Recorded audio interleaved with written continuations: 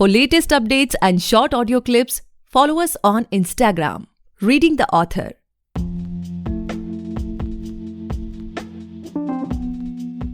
Hey guys, welcome back to the podcast Reading the Author, a unique show where we read authors' mind and not their book. Meanwhile, I truly believe and pray that you and your families are completely safe and healthy as well. Today we have Parminder Kaur Sharma ma'am with us, the author of From Monkeying to Parenting and The Ladies Compartment. Thank you so much ma'am for coming on our show. We are highly grateful कि आप इस हमारे show पर आए. Thank you so much, Gaurav. Pleasure is all mine. I'm delighted to be part of this show. So, ma'am, before we get into the podcast and know much more about your book, I would like you to please introduce yourself to our audience. आप अपने बारे में, अपने book की journey के बारे में हमारे ऑडियंस को कुछ बताएं. Yeah, sure. I come from a simple middle class family. My father was a bank officer and my mother was a housewife. Okay. Both me and my elder brother, we were science students. And after I completed my engineering degree, I took up a job as a lecturer for some time. And after that, I cracked this exam, a competitive exam of public sector bank. And since then, I'm working in the bank for last almost 18 years. So, ma'am, like, how did this author journey begin? Like, आपने कब सोचा कि नहीं अब मुझे book लिखनी चाहिए? As such, कभी सोचा नहीं था गौरव, honestly. It just occurred to me, मेरा पहला official writing assignment जो आप कह सकते हैं, it was in a article writing competition जो हमारे ऑफिस में ही organize हुआ था. It was in 2015. उसमें ऐसे ही click किया, I just participated there and I won the prize. और उसके बाद फिर छोटे मोटे ब्लॉग्स लिखना शुरू किए. ब्लॉग्स एज इन मैं मेट्रो में ट्रेवल करते हुए जो भी अपने आसपास ऑब्जर्व करती थी, जैसे कुछ छोटा सा इंसिडेंट हुआ मेट्रो में या फिर ऑफिस में कुछ इंसिडेंट हुआ या कुछ भी आसपास अपने हुआ, तो उसके ऊपर कुछ अपना पर्सपेक्टिव ऐड करते हुए I used to write some blogs. और फिर ब्लॉगिंग करते करते ये बुक ने शेप ले ली. So it happened somehow. Okay. So, ma'am, जैसा आपने बताया, अपने uncle was from, a banker's background, auntie is from, a housewife. So, we can say that you don't have a literature background, right? Like, कोई ऐसा अपना नहीं है जिससे आपने family में देख के influence हुआ, right? Exactly. Okay. And ma'am, आप जैसे इतने साल से बैंक में भी जॉब कर रही हैं, you are a mother as well. मैंने आपके बारे में थोड़ा बहुत रिसर्च किया तो पता चला कि you are अपना रनर है, हाफ मैराथनर, एंड अभी आप ऑथर भी हो गए हैं. तो how do you manage these multiple things? Like जैसे बहुत we can't say कि ये सारी चीजें एक ही साथ रिलेटेड है, completely different चीजें हैं. तो how do you manage, और आपको क्या लगता है कि कैसे ये सारी चीजें पॉसिबल हो पा रही हैं? गौरव, ऐसा है कि आप जो भी करते हैं आज की डेट में, कुछ भी आप बने हुए हैं, जो भी आप हैं आज, तो आपकी ग्रूमिंग पे बहुत डिपेंड करता है. तो इसका क्रेडिट मैं अपने पेरेंट्स को दूंगी. मेरी मदर में, she is not very educated, she came from a small village in Punjab, लेकिन उसके बावजूद वो दिल्ली जैसे शहर में उन्होंने हम सबको अच्छे से मैनेज किया. शी इज वेरी एम्बिशियस, मतलब कुछ ना कुछ नया वो हमेशा प्रोडक्टिव कंस्ट्रक्टिव करती रहती है. इस उम्र में भी वो खाली नहीं बैठ सकती, वो she has to do something new. She is a very good learner. तो शायद उनसे मुझे ये हेरिडिटी मिला है कि मैं भी कुछ ना कुछ, जैसे लाइफ कुछ मोनोटोनस होने लगती है, मैं कुछ नया ट्राई करना चाहती हूँ. और राइटिंग की बात करूँ तो my father was a very polished writer, मतलब राइटर एज इन कि he has not officially published anything, but जहाँ तक उनकी रिटन कम्युनिकेशन स्किल्स की बात है कि उनके ड्राफ्टिंग बहुत अच्छी थी. तो वो जब भी हमें असाइनमेंट स्कूल के कराया करते थे या जब भी कुछ ऐसा काम करवाया करते थे, तो ही मेड श्योर कि हम छोटी छोटी बारीकियों पे बहुत ध्यान दें. So maybe he has this art of putting the correct words at the right place. तो शायद मुझे राइटिंग का शायद मुझे वहां से मिला. और सस्टेन कर पा रही हूँ उसका पूरा श्रेय जाता है मेरे हस्बैंड को. He is very supportive. He gives me enough space and time to do whatever I want to do. And my kids and my mother-in-law, I mean, ये पूरा स्ट्रक्चर है. बिना फैमिली के सपोर्ट के आप कुछ नहीं कर सकते. तो ये सब जो स्ट्रक्चर इन प्लेस है, I am blessed to have all these people in my life जो मैं सब कुछ कर पा रही हूँ. डेफिनेटली मैम, लोगों को ऐसा लगता है कि जो आदमी फ्रंट पे खड़ा है बस उसी की मेहनत है, बट पीछे अगर बैकग्राउंड में देखा जाए तो वैसे बहुत सारे लोग होंगे जो उस आदमी को सपोर्ट कर रहे हैं वो इंसान बनने में. Exactly, you are completely right. I mean, वो कहते हैं ना, behind every successful man there is a successful woman. तो vice versa भी true है. Behind every successful woman there is a complete family system. बिल्कुल. Women सिर्फ दिखती हैं आगे, लेकिन पीछे पूरा family structure system है जो उन्हें support कर रहा है. Otherwise it is not possible at all. Definitely. So ma'am, as we all know कि दोनों बुक्स रिलीज हो चुकी हैं एंड यू नो आपकी फर्स्ट बुक 2018 में आई थी, सेकंड इस ईयर आई हुई है. सो आई इस मस्ट से कि बहुत सारे लोगों ने पढ़ा होगा एंड मैंने देखा, you know it's doing really well, but still there will be many people जिन्होंने अभी तक उस बुक को नहीं पढ़ा होगा. So what they can expect from that book, like can you give us some insight कि हम क्या एक्सपेक्ट कर सकते हैं उस बुक से? या श्योर. जो मेरी फर्स्ट बुक है फ्रॉम मंकिंग टू पेरेंटिंग, जैसे मैंने बताया कि मैं ब्लॉगिंग करती थी, तो जब मैं ब्लॉग लिख रही थी अपना, तो मैंने पेरेंटिंग पे ब्लॉग ही शुरू किया था एक्चुअली. तो वो जब वो लगा कि पेरेंटिंग टॉपिक इतना है कि वो ब्लॉग में नहीं समा पा रहा है, तो आई थॉट कि I divide into chapters and that's how the book took shape. तो it's basically just not a parenting book. मैंने इसमें मेरा ही मानना है, see I am a spiritual person, मेरा ही मानना है कि कुछ भी कोइंसिडेंस से नहीं होता, everything happens for a reason. तो जो मैं अपने बच्चे को जो भी ग्रूमिंग दे रही हूँ, it all is interdependent with my relationship with my family, with the society. तो अगर मैं अपने ड्राइवर से झगड़ा कर रही हूँ, मैं अपनी मेड से कुछ कहा सुनी हो गई है, या ऑफिस में कुछ मेरे परेशानी है, तो ये सब कुछ मेरे बच्चे तक पहुंचेगा ही पहुंचेगा. तो मुझे अगर बच्चे को अच्छी ग्रूमिंग देनी है, तो मुझे सबसे पहले अपने ग्रास रूट लेवल पे काम करना है, अपने बाकी सब रिलेशनशिप पे काम करना है. अगर मैं एक बेटर ह्यूमन बीइंग हूँ, तभी एक बेटर कुछ भी रोल आगे ले सकती हूँ, चाहे बेटर वाइफ, डॉटर, पेरेंट, कुछ भी. तो पेरेंटिंग इसलिए इम्पोर्टेंट है क्योंकि ये एक सबसे मेरे हिसाब से सबसे इम्पोर्टेंट रिस्पॉन्सिबिलिटी है हम ह्यूमन बींग्स की, जो कि हम नेक्स्ट जनरेशन को ग्रूम कर रहे हैं. तो पेरेंटिंग सिर्फ बच्चे को फैसिलिटीज प्रोवाइड करना, अच्छी एजुकेशन देना, वो तो पार्ट एंड पार्सल है ही है, लेकिन क्या उसको हम वैल्यूज दे रहे हैं, क्या हम उसको सिस्टम प्रोवाइड कर रहे हैं कि वो आगे अपने लाइफ में एक बेहतर इंसान बन सके. तो उसके लिए इम्पोर्टेंट ये है कि पहले मैं एक बेहतर इंसान बन सकूं. Now when I say that, मैं ये क्लेम नहीं कर रही हूँ कि I am the best parent, लेकिन हाँ, जो मैंने गलतियां की हैं अपनी पेरेंटिंग में, जो मैं सीख रही हूँ, वो सब मैंने इसमें कंपाइल करने की कोशिश की है. Parenting is a never ending job, मतलब till my last breath I will be a parent. तो ऐसा नहीं है कि मैंने कुछ उसमें एक कोई अचीव कर लिया है, कोई स्टेज, और I am trying to give that. Only thing is कि मैं समझ पाई हूँ कि अगर जो एनर्जी मैं बच्चे को, शाम को जब मैं घर आती हूँ, मैं अपने बच्चे को जो एनर्जी दे रही हूँ, वो सारी एनर्जी वही है जो मैं सारा दिन अपने आसपास जो मैंने शेयर की.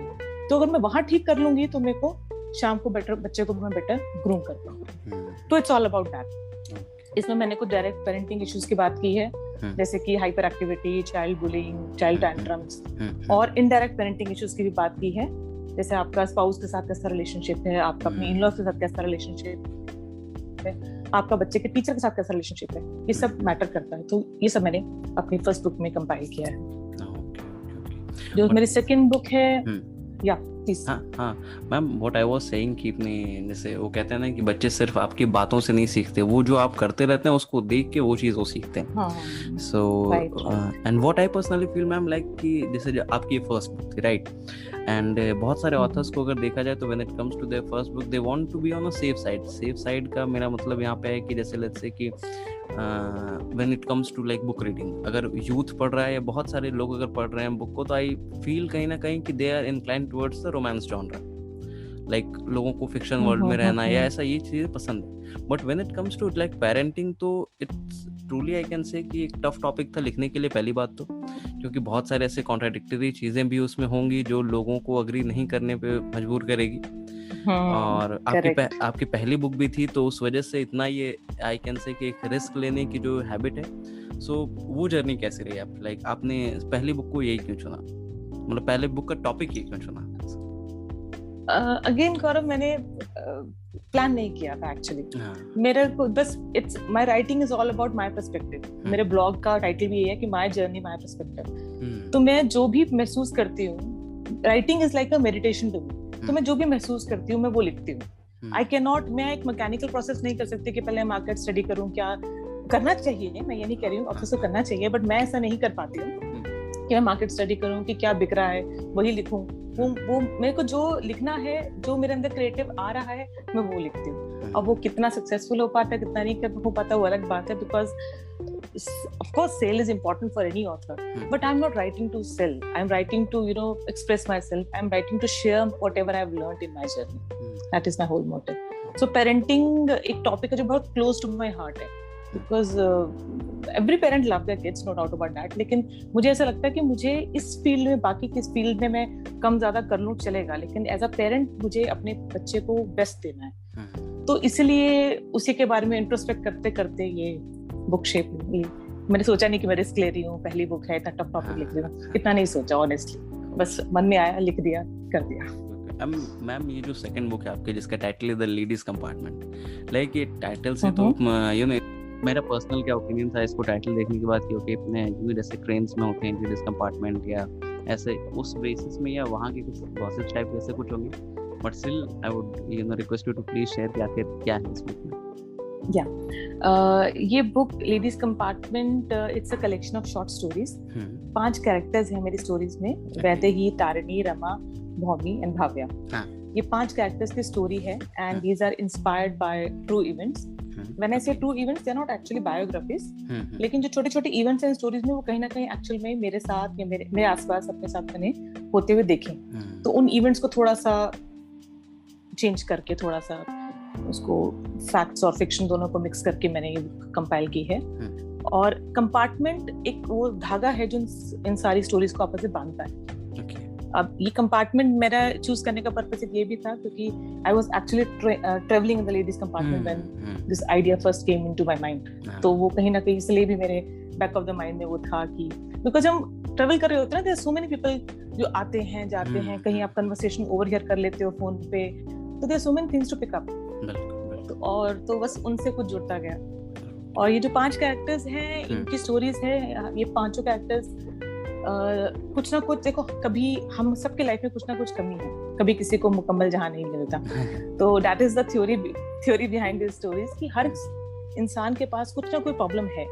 अब एक मेरी कैरेक्टर है, शी इज फिजिकली हैंडीकैप. एक कैरेक्टर है, she can not conceive.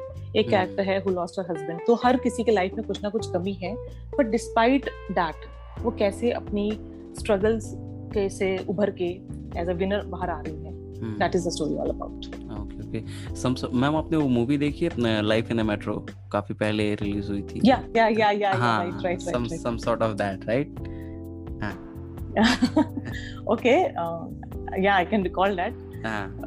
Okay, you can say that. उसमें भी ऐसे ही मल्टीपल स्टोरीज हैं. हाँ, वही कुछ इसी तरीके से है. Okay. So ma'am like what upcoming next, like हम और क्या एक्सपेक्ट कर सकते हैं, लाइक इन फ्यूचर कौन सी बुक्स मतलब आप प्लान कर रहे हैं, या आप किस जॉनरा में और एक्सपेरिमेंट करना चाहते हैं, या इन्हीं सारे जॉनरास में रहना चाहते हैं? What's upcoming? नहीं, एक्सपेरिमेंट तो भी मैं बहुत कुछ करना चाहती हूँ. मुझे प्री टीन एक सेगमेंट है जिसमें मुझे लगता है कि बिकॉज जो जिस स्टेज पे इस वक्त मेरे बच्चे हैं, या तो बुक्स बच्चों की मिलती हैं, बहुत छोटे बच्चों की, या फिर थोड़ा यंग अडल्ट सेक्शन की. जो प्री टीन में बहुत ही लिमिटेड ऑप्शंस मुझे अवेलेबल मिलती हैं अपने बच्चों के लिए. तो इस सेक्शन के लिए मैं कुछ लिखना चाहती हूँ जो एडोलेसेंस स्टेज होती है बच्चों की. तो उस को टारगेट करते हुए जो बच्चे आजकल एडिक्शन की तरफ जा रहे हैं, mobile addiction, game, online things, और ये जो भी cyber bullying and all that, उसको एड्रेस करते हुए कुछ लिखना चाहती हूँ. दूसरा, मेरे बैक टू बैक थोड़ा वुमन ओरिएंटेड टॉपिक्स हो रहे हैं, तो मैं कुछ मेन ओरिएंटेड चीज लिखना चाहती हूँ फ्रॉम अ मेंस पर्सपेक्टिव. तो ये सब मेरी विश लिस्ट में है. But right now, since I have spent last couple of months too much into my books, I want to just spend my time with my family right now. And ma'am, my next question to you of this podcast is like, how do you see yourself as a brand? Like when it comes to personal branding, like जैसा आपने अभी पहले बताया कि you write what you feel, या आप अपने feelings share करते हैं रिस्पेक्टिव ऑफ व्हाट बहुत सारे ऐसे लोग होते हैं जो मार्केट को या मासेस को टारगेट करके लिखते हैं. But when it comes to you, like आप क्या इम्पैक्ट छोड़ना चाहते हैं रीडर के माइंड में, क्योंकि ठीक है ऐसे 3-4 साल बाद भी अगर कोई बुक उठाए और बुक पे लिखा हो कि it's a book by Parminder Kaur Sharma ma'am, तो उसके माइंड में क्या इम्पैक्ट आना चाहिए, क्या फील आनी चाहिए कि अच्छा ठीक है मैं ये बुक उठा रहा हूँ तो मुझे ये सारी चीजें मिलने की एक्सपेक्टेशन है इस बुक से? इंडीड गौरव, ब्रांडिंग आज के डेट में बहुत इंपॉर्टेंट है। एक ब्रांड, जब आप कोई बुक उठाते हैं, जैसे आप चेतन भगत की बुक उठाते हैं या अमीश त्रिपाठी की बुक उठाते हैं, तो यू हैव अ बैकड्रॉप कि यहाँ से मुझे क्या मिलने वाला है। तो I am yet to establish my stand on that. जैसे मैंने बताया, मैं तो अभी एक्सपेरिमेंटल स्टेज में हूँ। I want to try in each segment. But हाँ, जो एक कॉमन रिव्यूज मुझे अपने रीडर्स से दोनों बुक्स के मिले हैं, वो ये फील मुझे आया है कि they find my writing as simple yet effective. What they feel is relatable, we can say. minimum words में maximum, relatable and maximum impact in minimum words. What I have a common review which I have received. तो शायद मैं यही देना चाहूंगी अपने readers को कि जब वो मेरी बुक उठा रहे हैं, टॉपिक कुछ भी हो, कुछ ना कुछ उन्हें सीखने को मिलेगा और कुछ ना कुछ अपनी रियल लाइफ में जो वो इम्प्लीमेंट कर सके, डूएबल चीज हो, वो उन्हें मिले। फर्स्ट ऑफ ऑल कांग्रेचुलेशंस कि आपकी जो सेकंड बुक है वो एक हफ्ते में बेस्ट सेलर हो गई, तो congratulations for that. So ma'am, like how does it feel to be a bestseller? Like पहले बुक में तो नहीं ऐसा हो पाया, but second बुक में वो भी एक हफ्ते के अंदर हो गया, तो what are the expectations upcoming, या कैसा फील हो रहा था उस वक्त आपको? I was delighted beyond words. It was beyond my expectation. When I released the book, I was planning कि इसका कुछ लॉन्च अभी मैं करूंगी वीकेंड पे, कुछ FB लाइव इवेंट या कुछ ऑनलाइन, कुछ ऐसा अभी मैं वर्कआउट कर रही थी कि कैसे करूंगी। But before I could do that, अभी ऑफिशियल लॉन्च अभी मेरा पेंडिंग था। By 4th day it was number 1 hot best seller and by 5th day it was best seller, Amazon best seller. तो वो जो टैग देख के तो I was like I cannot explain it in words. Because मैंने expect नहीं किया था honestly. मुझे लगा था ठीक है, I mean I had already read my second book कि इतना पसंद आएगी readers को कि immediately it will be a hot hit, तो वो मैंने expect नहीं किया था। तो expectation अपने आप से बढ़ गई है अब कि अब मैं जो अगला जो भी मैं लिखूं, प्रोजेक्ट लिखूं, वो कम से कम उतना स्टैंडर्ड्स अपने लिए बढ़ गए हैं कि मैं कम से कम इतना सस्टेन करना है मुझे। बिल्कुल। In fact ma'am, what I personally feel कि अगर आप किसी चीज पे काफी टाइम से अगर वर्क कर रहे होते हैं और अगर वो चीजें अच्छी इंप्लीमेंट हो जाती हैं सोसाइटी के सामने, तो there has to be the feeling काफी नेक्स्ट वर्ल्ड में रहती है। आप उससे ज्यादा आदमी क्या चाहता है कि नहीं? एग्जैक्टली बिल्कुल। So ma'am, like my next question to you is like what sort of challenges you faced while writing a book? Like आप किस टाइप के challenges as in कि हम कह सकते हैं कि like in daily life या फिर writer's block या और भी सारी चीजें जो आपने face की, please share. Gaurav, I am blessed in that way. मुझे राइटर्स ब्लॉक नहीं होता। मतलब मुझे रोकना पड़ता है अपने आप को कि अब मुझे उठना है, मतलब मुझे क्योंकि अब मुझे टाइम हो गया, because I am a morning person. ये भी मुझे एक अपने फादर से ही मिला है कि ही ऑलवेज एम्फसाइज कि अर्ली मॉर्निंग उठ के जो काम होता है उसका इम्पैक्ट कुछ अलग होता है। In school days also he used to emphasize कि सुबह, जैसे अमृत वेला कहते हैं हमारे, कि अमृत वेला उठ के, अर्ली मॉर्निंग उठ के जो आप जो भी काम करेंगे उसका कुछ इम्पैक्ट ही अलग होता है पूरे दिन के लिए। तो यहाँ भी मैं, अगर मैं 4 बजे का अलार्म लगाती हूँ कि मुझे 4 बजे उठ के अपना चैप्टर कंप्लीट करना है, तो मेरी नींद 3 बजे खुल जाएगी। तो वो मेरे अंदर जब एक बार बुक स्टार्ट होती है तो आई can not stop my self. तो ये तो चैलेंज नहीं था राइटर्स ब्लॉक, बट हाँ एक चैलेंज ये जरूर था, specially in my second book. I was writing 5 different stories और 5 स्टोरीज में पेन है, स्ट्रगल है, फिर एक जीत है लास्ट में, शी इज विनिंग ओवर। तो वो 5 को मुझे एक अलग पहचान देनी थी ताकि वो मोनोटोनस ना लगे रीडर को पढ़ते हुए कि एक जैसी स्टोरी चल रही है। तो वो 5 को अलग आइडेंटिटी देना, वो मेरे लिए एक चैलेंज था। तो when I completed my first draft, उसके बाद जो सेकंड ड्राफ्ट में मैंने उसको जो कैरेक्टर पोर्ट्रेट उसमें और पॉलिश किया, that was a challenge also and that was the most enjoyable part also for me because जब मैं वैदेही बनी तो वैदेही मैंने उसको पूरा एब्जॉर्ब किया उस कैरेक्टर को कि वैदेही अगर खाएगी तो क्या खाना पसंद करेगी, पहनेगी तो क्या पहनना पसंद करेगी, अगर वो गिर जाएगी सड़क पे तो वो कैसे बिहेव करेगी। These details were not required in the book but this was required for my understanding so that कि मैं अपनी राइटिंग में वो कैरेक्टर को पोर्ट्रे कर सकूं। एक को मुझे फनी दिखाना है, एक को मुझे गुस्से वाली दिखाना है, एक को मुझे बहुत शांत दिखाना है। तो ये जो कैरेक्टर पोर्ट्रे था वो चैलेंज भी था, लेकिन मैंने इसमें बहुत कुछ सीखा। ये इसमें मुझे सबसे ज्यादा मजा भी आया और सीखने को भी मिला। बिकॉज अगर चीजें रियलिस्टिक नहीं है तो रीडर को भी फील आ जाएगी और खुद को लगेगा कि नहीं, कहीं ना कहीं चीजें अधूरी रह गई। एग्जैक्टली खुद को सबसे पहले हम खुद को सेटिस्फाई कर पाए ना, तब बिकॉज़ रीडर हम में से तो कोई है पहले मैं सबसे पहले I am the first reader of a book, तो मुझे खुद को लगे कि जो मैं लिख रही हूँ ये कुछ खुद को ही नहीं जम रहा तो फिर रीडर को कहाँ से, तो दैट्स व्हाई तो वो एक चैलेंज था।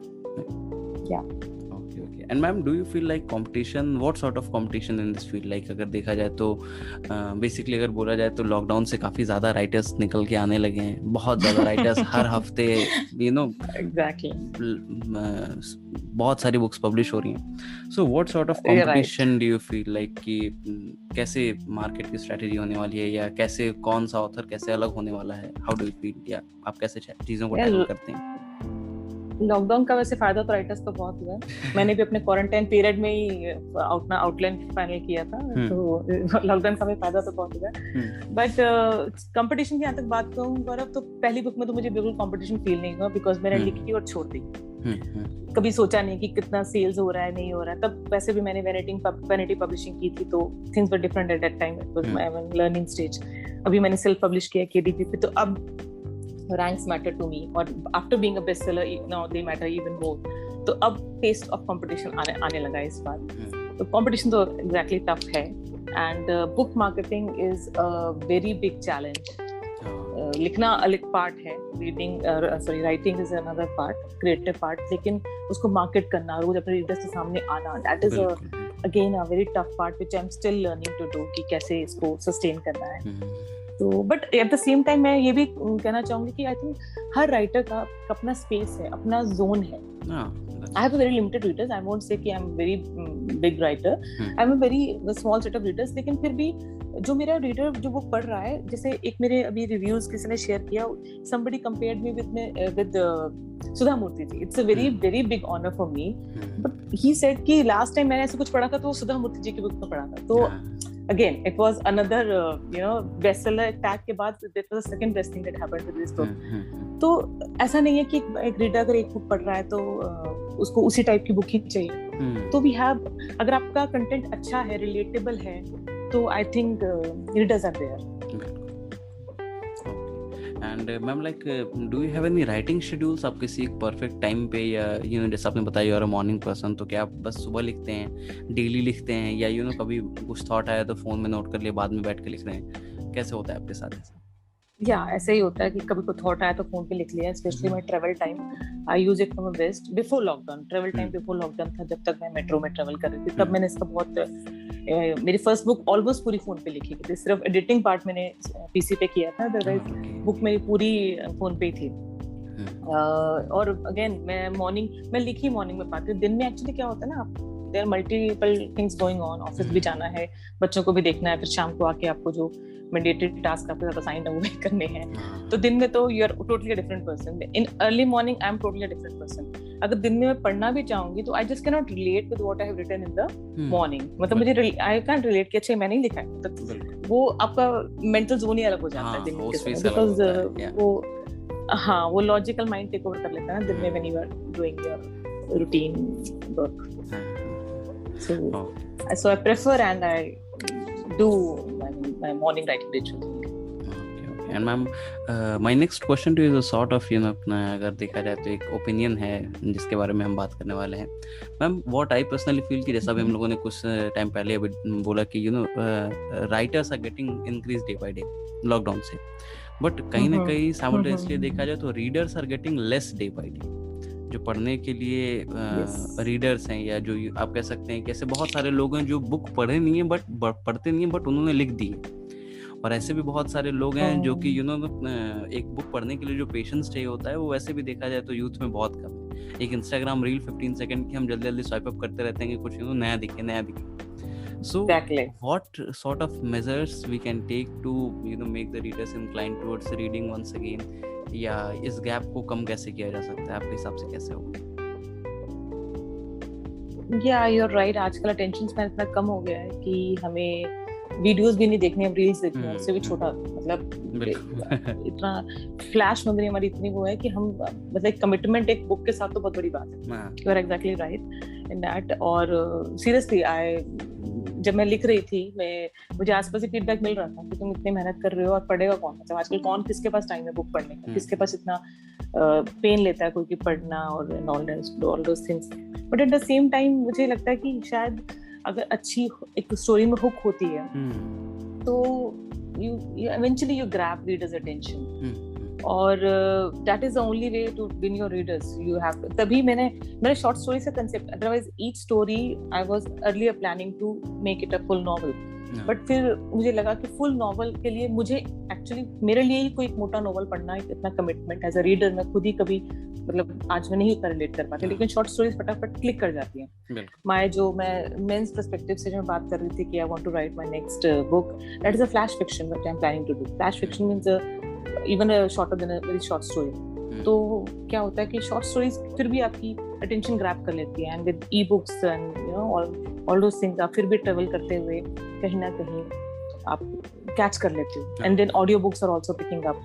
आई am planning to, I have already recorded my first book as an audio book and my second book भी मैं plan कर रही हूँ.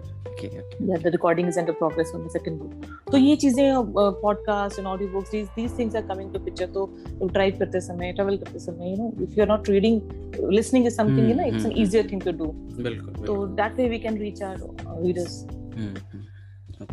And basically ma'am what I personally feel कि यू नो जैसे बहुत सारे ऑथर्स से हमने इस बात पर डिस्कस की, तो बहुत सारे ऑथर्स ने बताया भी कि उनके अंदर जो रीडिंग की हैबिट थी वो उनके पेरेंट्स के through I, like you know summer vacations में या जनरली भी देखा जाए तो उनके पेरेंट्स उनके लिए बुक लाते थे, तो दे यू नो छोटे पे से ही बचपन से उनको पढ़ने की आदत थी, that's why they are a good reader. तो कहीं ना ये सारी चीजें व्हाट आई फील की इज मिसिंग नाउअडेज, लाइक हमारे जनरेशन में तो ये चीज मिसिंग थी व्हाट आई पर्सनली फील. और अब जो है अब लोग थोड़े बहुत यू नो अपना बच्चों को दे रहे हैं पढ़ने के लिए. और अभी भी देखा जाए मैम तो बहुत सारी जगह ऐसा है कि यू नो अगर आप सिलेबस की बुक पढ़ रहे हैं तब तो फिर बहुत अच्छे है, बट अगर कोई आप फोन चला लें ठीक है, बट आप कोई और अगर नॉवेल पढ़ रहे हैं तो यू नो नहीं देखा जाता अच्छे तरीके से. That has to be changed and let's hope कि जल्दी change हो जाए. Exactly. बिल्कुल जैसे आपने बोला कि we have to walk the talk. अब मेरे केस में मुझे बचपन से ही पढ़ने का शौक था. मतलब मैं जब भी मार्केट जाती थी अपनी मदर के साथ, तो बाकी सब सामान लेके एक कॉर्नर में एक बुक शॉप थी जो रोड साइड बुक शॉप होती है, तो मैं वहां 10 मिनट जरूर लगाती थी अपनी बुक को स्क्रॉल करने के लिए. इवन टुडे मैं कहीं भी जाती हूँ, चाहे एयरपोर्ट पे हो या कहीं रोड साइड हो, कहीं भी हो, तो मैं बुक जरूर, आई हैव दिस हैबिट, मुझे I have a pile of books at home. तो और अब वही मैं अपने बच्चों के लिए भी करती हूँ कि जब मैं बाहर जाती हूँ I make them go to a bookshop and let them select for themselves. और again मेरी डॉटर तो मुझे देख के खुद एक अपनी शॉर्ट स्टोरीज कंपाइल करने की कोशिश कर रही है, and maybe I am a mother इसलिए मुझे लग रहा है, बट उसका प्लॉट जो है वो रियली बड़ा एंगेजिंग होता है. तो आई एम टेलिंग हर कि कंप्लीटेड सून, नहीं तो फिर मैं ये प्लॉट यूज कर लूंगी, अगर देन डोंट टेल मी कि आपने मेरा तो वही जब देखते हैं बच्चे वही करते हैं. तो you have to be good reader if you want your child to be a good reader. So I'm like we have talked about your journey, आपके बुक के बारे में, आपका upcoming plans के बारे में हमने बात किया. Now coming to your personal life, like can you share with us like what was the happiest moment of your life till now? My happiest moment was when I was blessed with my kids. तो पहली बार मैंने अपने बच्चों को अपने you know when I saw them for the first time, when I touched them for the first time, उस moment का कोई comparison नहीं है. It was the happiest moment. कि बेसिकली यू नो मैंने जितने भी अपने ऑथर से बात किया हुआ और मदर्स, उनका हैप्पीएस्ट मोमेंट यही रहा है. मैं वही सोच रही थी मैं ये हर इवन ऑथर क्या एवरी पर्सन का बिल्कुल हैप्पीएस्ट मोमेंट यही होगा कि इससे बढ़ के कोई चीज होती नहीं है. बिल्कुल. सो एंड मैम लाइक अपने जब आपकी पहली बुक रिलीज हुई थी, जैसे कि आपने बताया यू नो अपना you are not much aware, या आप उतनी ज़्यादा यू नो इन सारी चीज़ों में पार्टिसिपेट नहीं करते थे कि कितनी सेल्स हुई है क्या हुआ, बट स्टिल जब पहली बुक रिलीज हो रही थी तो यू नो अपना लोगों के क्या एक्सपेक्टेशन रहेंगे या ये सारी चीज़ें सोच के do you still at that time? Sorry, I missed the last part of the sentence. मतलब लाइक आपने जैसे होता है ना कि यू नो ओके मेरी पहली बुक है, लोग क्या सोचेंगे, या फिर इतने लोगों की क्या एक्सपेक्टेशन होगी, या मेरी बुक कैसा परफॉर्म करेगी, ये सारी चीजें सोच के माइंड में स्ट्रेस था उस वक्त कि क्या चल रहा था उस वक्त? नहीं, ये नहीं था. भाई I am blessed to not to have this kind of stress. मैं नहीं सोचती हूँ मुझे करना है तो मतलब अगेन ये टॉपिक ऐसा था कि जैसे आपने कहा कि ये जनरली ये पेरेंटिंग बुक कोई नहीं लेना. अगर मैं पेरेंट हूँ तो बाय डिफॉल्ट एक पेरेंट हूँ, मुझे सीखने की क्या जरूरत है. तो कोई यही माइंडसेट होता. तो मैंने लेकिन नहीं सोचा, ना मेरी ऐसे कोई रीडर एक्सपेक्टेशन थी कि क्या स्ट्रेस तो नहीं, बिल्कुल भी नहीं. स्ट्रेस बल्कि ईज आउट होता है जब आप पब्लिश कर लेते हैं, तो कि एक मेंटली ना टिक ऑफ कर लेते हैं काइंड कि चलो आई हैव अकम्प्लिश्ड दिस। तो स्ट्रेस तो in fact it's a stress buster की you have done this thing, खत्म हो गया। तो हाँ खत्म हो गया, exactly you have done this thing. तो नहीं, मुझे ऐसा कोई स्ट्रेस नहीं है। ये सारी चीजें ना मैम, जैसे आपने भी बताया कि पेरेंटिंग पे बुक है, तो लोग सोचते हैं कि पेरेंट मैं हूँ ही, मुझे पढ़ने की क्या सीखने की क्या जरूरत है। ये सारी चीजें ना, व्हाट आई पर्सनली फील कि लोग बहुत इन सारी चीजों को लेके हार्श हैं अपने आप पे। लाइक वो ना ये एक्सेप्ट ही नहीं कर सकते कि नहीं उन्हें कुछ सीखना है, इंस्टेड कि वो कुछ चीजें गलत कर रहे होंगे। आई एम नॉट, मैं कंप्लीटली ऐसे बिलीव नहीं कर रहा, but still I am saying कि अच्छा ठीक है, एक बार बुक उठाने में क्या है, पढ़ लो। अगर कुछ नहीं मिला तो ठीक है, कुछ नहीं मिला तो आपको पता चलेगा कि अच्छा ठीक है, मेरे जैसे और भी लोग हैं, कुछ नया पता चल गया तो आप उस चीज को इम्प्लीमेंट कर सकते हैं। बट स्टिल मैं अभी भी देखता हूँ, जैसे अपने रूरल एरियाज में या मैं जहाँ रहता हूँ वहाँ पर भी बहुत सारे ऐसे लोग हैं जो अभी भी ना, व्हाट आई फील कि दे आर नॉट मॉल्ड, मतलब वो जल्दी वो ट्विस्ट नहीं हो सकते, जल्दी वो अपने आप को चेंज करना ही नहीं चाहते। रेजिस्टेंस टू चेंज, या हाँ, वो अपने आप को ना जैसे वो बीच में कहीं ना कहीं उनकी ईगो आ जाती है, या उनको अपने आप पे क्वेश्चन डाउट आ जाता है कि अच्छा मुझे नहीं आएगा। तो करेक्ट, स्लोली चेंज होंगी, let's see. Very true. So ma'am, like what's your current mental state, like कौन सी ऐसी चीजें जिन पे आप अभी फोकस कर रही हैं एज अ पर्सन या फिर एज अ ऑथर, क्या क्या चीजें हैं? एज अ पर्सन मैं फोकस कर रही हूँ इस समय, क्योंकि ये बहुत डायनेमिक ईयर रहा है मेरे लिए। बहुत जल्दी मैंने पहली बुक को, it took me around 5-6 months to complete, but this book was very quick. Within a period of 1 month I was able to complete that. मतलब outline was of course taking place for a long time, लेकिन जब मैंने लिखना actual में शुरू किया तो within a month I was able to complete that. तो इतना डायनेमिकली सब कुछ हो रहा है, उसके बाद एकदम से बेस्ट सेलर अनएक्सपेक्टेडली आना। तो राइट नाउ मेरा फोकस है कि मैं बैलेंस आउट करूँ चीज़ों को, because I have multiple roles to perform. तो मेरा ये मोटिव है कि मैं एक रोल की तरफ तो ज्यादा इंक्लाइन ना हो जाऊं कि मैं बाकी रोल को निग्लेक्ट करूं। तो being a wife, being a mother, being a working professional, मैं हर अपने एरिया को इक्वली इंपॉर्टेंस दूं। मैं running, I have not been able to run properly for the last few days because of all this. तो इन हर aspect को अपने में बैलेंस आउट करूं, ये मेरा एक मोटिव है। दूसरा ये कि each with each passing day I want to be a better version of myself what I was yesterday. तो बस इस पे मैं काम कर सकूं, that's all right now in my mind.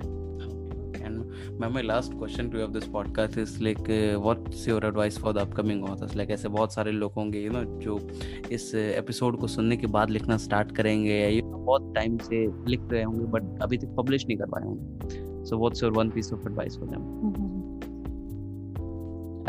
I still treat myself as a budding author, तो मैं नहीं समझती कि मैं एक इस कैपेसिटी में हूँ कि मैं किसी को एडवाइस कर सकूँ. But since you have asked it, I would like to add कि writing is a creative thing. Writing हो गया, painting हो गया, music हो गया, ये सब चीजें बड़ी creative हैं. तो you should not mix up with mechanical things. What I mean to say is कि unless and until you enjoy from inside, you cannot do it. जैसे मैंने बताया कि मार्केट को स्टडी करके लोग लिखते हैं और लिख भी रहे हैं, सक्सेसफुल भी हैं. लेकिन क्या होता है कि अगर मैं वो देखूं कि अगर मुझे यंग रोमांस लिखना है, टीनेज रोमांस लिखना है, जो आजकल बहुत सेल हो रहा है, but I can not relate to it, तो मैं उसमें कितने भी कोशिश कर लूं मैं वो नहीं कर पाऊंगी, बिकॉज वो मेरा एरिया ही नहीं. तो वो मतलब बहुत ज्यादा मैकेनिकल ना होके अपना listen to your heart. Make sure whatever you are doing you are enjoying it. कि only when you are enjoying it ना, then only you can come out as your best. So my advice will be go slow, listen to your heart, listen to your pace, and just enjoy what you are doing, and then results will happen. Okay, so that's all for today, guys. I hope you must have enjoyed this episode, and if you do, then do follow our podcast Reading the Author, available on all the leading podcast platforms. And don't forget to buy and read the book. आप just Amazon पे जाएं, वहाँ पे search करें Parminder Kaur Sharma. Ma'am की दोनों books आ जाएंगी, जरूर खरीदें, पढ़ें और अपने जानने वालों के साथ, चाहने वालों के साथ जरूर शेयर करें. Thank you so much, ma'am, for coming on our show. It was truly an amazing experience to have you on our show today. Thank you so much, Bharat. Thank you. God bless you. Thank you so much.